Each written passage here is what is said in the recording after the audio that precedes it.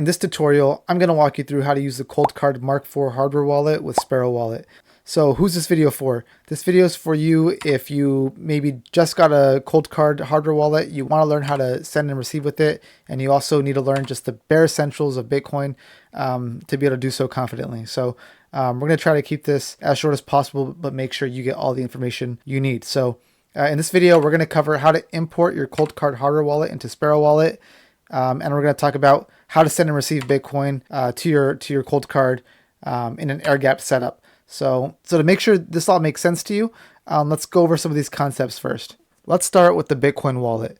So in the Bitcoin network, there really is no concept of a Bitcoin wallet. When we talk of a Bitcoin wallet, we're actually referring to a collection of things, and we can basically summarize it into three things. The first being your private key. So your private key is normally shown as the 12 to 24 words, and these 12 to 24 words, they derive your master private key. Whoever has this master private key basically shares that same wallet with you. So you really want to keep this and those 12 or 24 words secret, because whoever has it can steal all your money. Next, this master private key is used to derive your master public keys, or your XPubs and ZPubs. So what these public keys do is they're used to derive your final addresses. In Bitcoin, you have different kinds of addresses. So you have receive addresses and you have change addresses associated with your wallet. So a receive address is where you would receive Bitcoin to when a friend is going to pay you. A change address is for when you make a transaction, and let's say you have a $20 bill and you're trying to pay your friend $10. You would expect $10 back in change. So that's what the change address is used for. Let's look at what a transaction would look like in Bitcoin. So let's suppose that I have in my Bitcoin wallet, and inside of it, I have two UTXOs, each worth 0.2 Bitcoin. So remember, a UTXO is just like a bill. It could be thought of that I have two bills in my wallet, each worth 0.2 Bitcoin. So I want to make a transaction, and I want to pay my friend a grand total of 0.3 Bitcoin. So in order to do that, I would need to supply both of my UTXOs into the transaction to cover the amount that I want to pay my friend. And since I'm overpaying a little bit, there will be a change component. However, I first need to pay a miner to mine my transaction and get me into a block, and then I would pay myself the remainder of that in change as a new UTXO going back to my wallet. So the last thing we got to do is sign this transaction. So we're going to be signing this transaction with our Coldcard, and this is to let the network know that we do in fact own the UTXOs and that this transaction is valid. So how this works is we're going to use Sparrow to create the transaction object. We're then going to move it via SD card into the Coldcard and then sign it, and then we're going to move it back out and back into the computer and load it into Sparrow for broadcasting. So we call this process an air-gapped process when there's no direct connection to the computer and all data is being transferred with an SD card or some other medium of data transportation. The idea of an air gap is to separate the two networks. So your Coldcard will be totally separate from your computer at all times. So we're about to start the demo. Your Coldcard needs to have already had generated its private key. So if you haven't done that yet, you should watch this video. You only need to watch up to the 2-minute and 6-second mark. Everything after that is non-air-gapped stuff, so I wouldn't recommend following that. I say watch that video up to the 2-minute and 6 seconds and come back and finish your setup here. So getting into the demo here, first let's make sure we have everything we need, starting with the Coldcard. So this is the Coldcard. This is where we're going to put the micro SD. Let's put this aside. Next, we're going to need the micro SD card. So we are air gapping everything between our computer and our Coldcard, so we need a micro SD. And because we have a micro SD, we need an adapter so that our computer can read it. You might need a different adapter on a Mac, but the main goal is to try to get this guy into your computer. Up next, you need power. So this is a regular USB Type-C cable. Now you're not going to want to plug this right into your computer because we're trying to do an air gap here, so this would defeat that whole purpose. So if you're going to use this cable instead, you should get power from the wall or a DC converter here. But I'm not going to use this. I have another USB Type-C cable, but this cable has had its power lines removed. I got this on Amazon for $6. I'll leave a link to this and to the other parts in the description. Also, you're going to need Sparrow Wallet, so if you don't have that yet, check out my download instructions in the description below. But anyways, let's go ahead and let's make sure there's nothing in this micro SD. It's always good to start from a clean slate, so let's put this in the computer and delete everything that's on it. So here we are. Let's open it up, and there seems to be a file here that I don't need, so let's just get rid of it.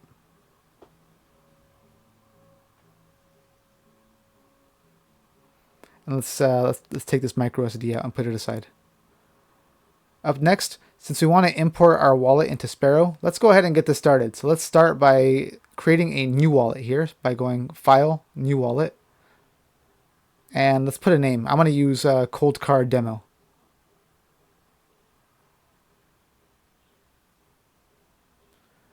Next, we're going to select the air-gapped option here, since that is what we intend to do. And here at the very top, you see it says Coldcard. There are some extra instructions here on how to do this, so let's just pull that to the side and get started. So let's start by first moving this micro SD and putting it back into the Coldcard. That way we can save the export file to it. So the micro SD goes in with the pins facing down towards the actual board. So when the Coldcard is upside down, this SD would be right side up. So let's make sure that snaps in, and let's get this plugged in. Go ahead and unlock your Coldcard using your PIN. Now that we're logged into the Coldcard, let's go ahead and follow what Sparrow Wallet says. So let's start by going to the Advanced Settings, clicking Export Wallet, and then looking for Generic JSON. I think newer versions now have a Sparrow export option, so that should work there too. This warning is just letting you know that whoever has this exported file would be able to keep track of all your funds, but they would not be able to move any Bitcoin. So let's go ahead and export account number 0 and press enter. And you can see that we have exported the file and it's saved to our microSD. So let's just back out of everything and get this into the computer.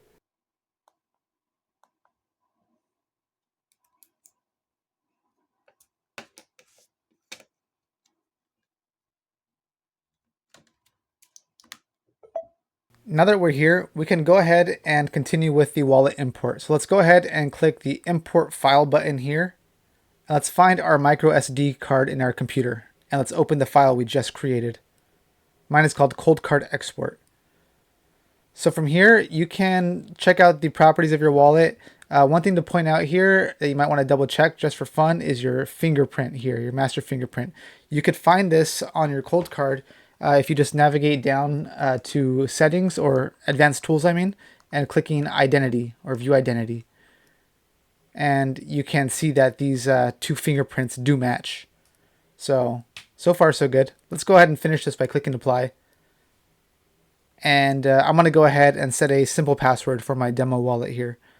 I recommend you do put a password on yours as well, just as an added layer of security. Cool, so we're in. So this is your UTXOs tab where you can see like your chunks of Bitcoin, but you'll probably spend more time here in the transactions tab. Right now there's nothing going on, so let's go ahead and let's get some stuff in here. So let's go ahead and navigate to the Receive tab, and let's receive some Bitcoin to your Coldcard wallet. So this is your address. You can send Bitcoin to this address, or you could scan the QR code. I'm going to go ahead and scan the QR code with a wallet I have on my phone and send some sats over.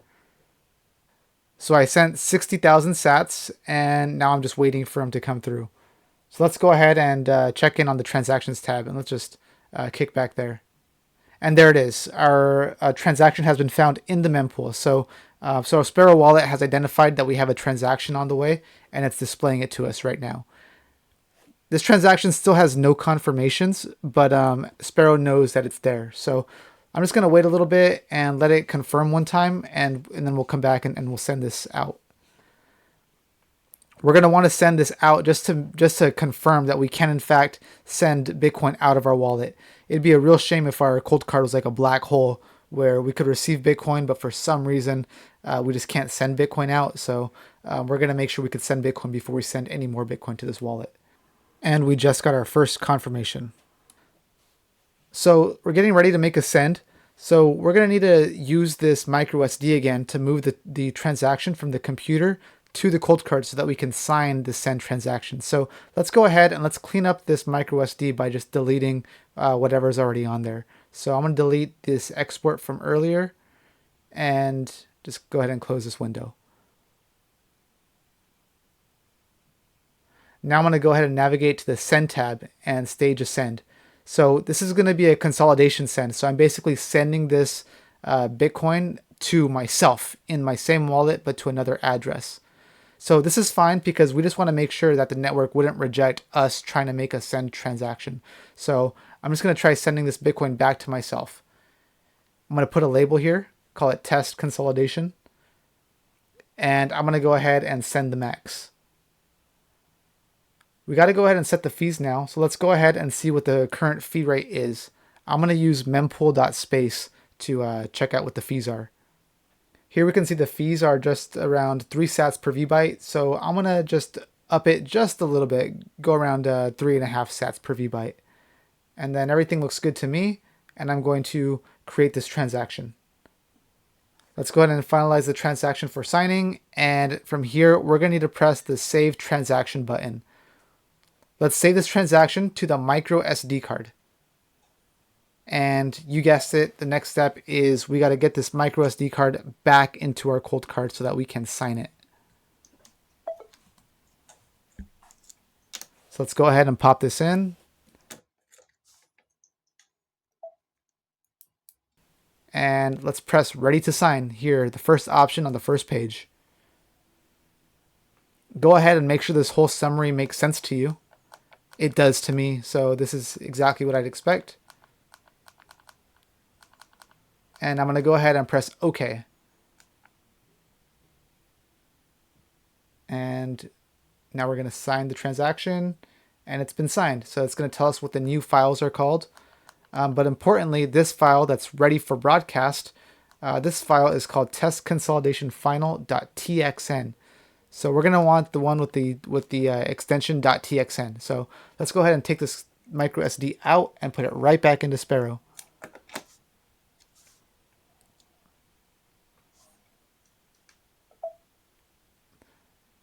Let's go ahead and load this transaction from the micro SD card that we just put in. And remember, we're going to want to load the one that has the extension .txn because that one's ready for broadcast. So let's go ahead and click that one. Everything looks good. Let's go ahead and broadcast our transaction. And there it is. You can see that the mempool has been notified of our transaction. Sparrow recognized it as a valid transaction. So the last thing we can do is just wait a little bit and see if the network as a whole accepts this transaction. But at this point, I would say you have no problems, and your cold card is ready to receive more funds. So thanks for watching. I hope this was helpful for you. Please like and subscribe, and I'll see you next time.